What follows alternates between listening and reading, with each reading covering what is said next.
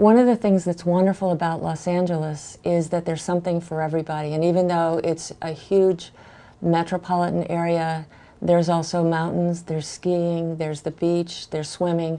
It's actually physically possible, and I always wanted to do this just to say I did it, but I've never done it, to swim on the same day that you go skiing. I actually live out in the country, about 30 miles from the university. There's public transportation in LA. I have to say that for people that are wondering about it, and that's how I get here. But I live out in sort of in the country. There's a lot of parkland around us, and I can ride back into the canyons, and sometimes I feel like I could have been airlifted into Wyoming or some other really remote rural area. And then in no time at all, if I choose, I can be at the mall or at a play or at a museum. So it's really a remarkable place. In the video that you see of me riding, you should know that this was shot in February.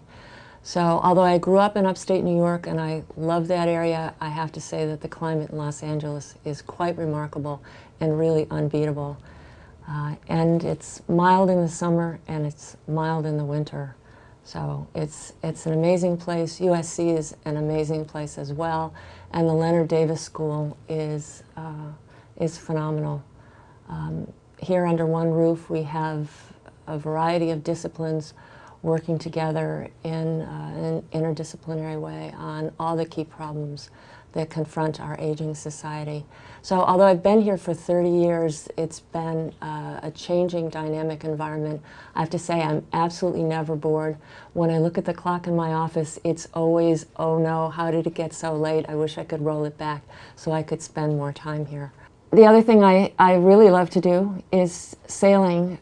When I met my husband, which was about the time I showed up at USC, he didn't reveal that he was a sailor, and it wasn't until we were married that I learned about this, what I thought was maybe a fatal flaw. But we started sailing. We ended up buying an old wooden sailboat and spent the weekend sailing to Catalina. And then we had kids, and we didn't sail for 20 years, and now we've bought another old wooden sailboat. So I'm looking forward to sailing to Catalina, which is about a little more than 20 miles from the port of Los Angeles. Wonderful 4-hour sail, go over to Catalina, drop the anchor, snorkel, scuba dive, read novels, relax, and then after a few days sail back and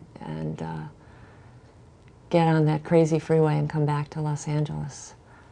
I am on the faculty of the Leonard Davis School of Gerontology and have been here for longer than I care to admit, for about 30 years.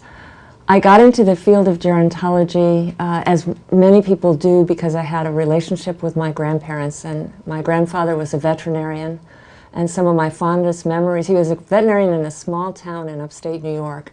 And he used to take me on calls out to farms where he would treat horses and cattle. And so that got me into gerontology, and it also got me into horses and into animals.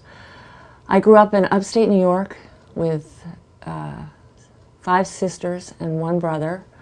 And growing up into this day, I love outdoors.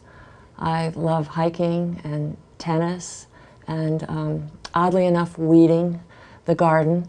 And swimming and horseback riding.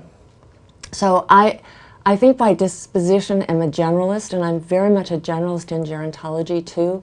My research is at the 30,000 foot level. I look at health systems and long-term care systems and service delivery and how we need to pull together services for people who have a variety of complex needs. In particular, I'm interested in people who have cognitive impairment or some need for support, who have been functioning adults their whole lives and who want to continue to be functioning adults.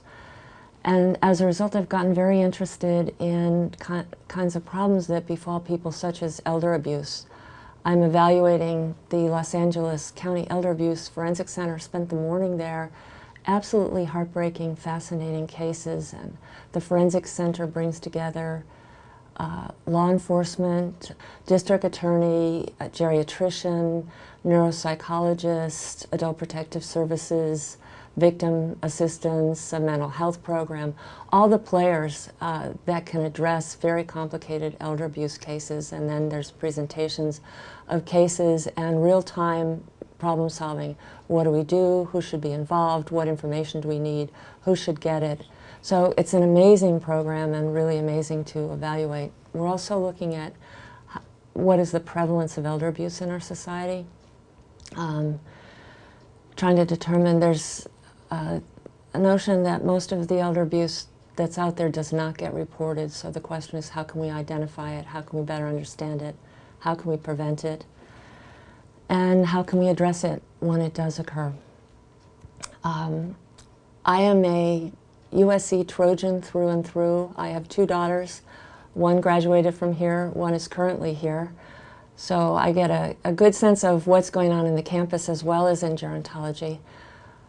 I think one of the favorite things that I do is working directly with students in my research. I have an amazing team of students and an amazing network of students that are out there throughout the country working in gerontology, and it's really gratifying to see people develop their careers and be leaders in the field and go out and do amazing things. I also love teaching. I teach courses in policy and management at both the undergraduate and the graduate level. Usually teach 1 to 2 courses each semester.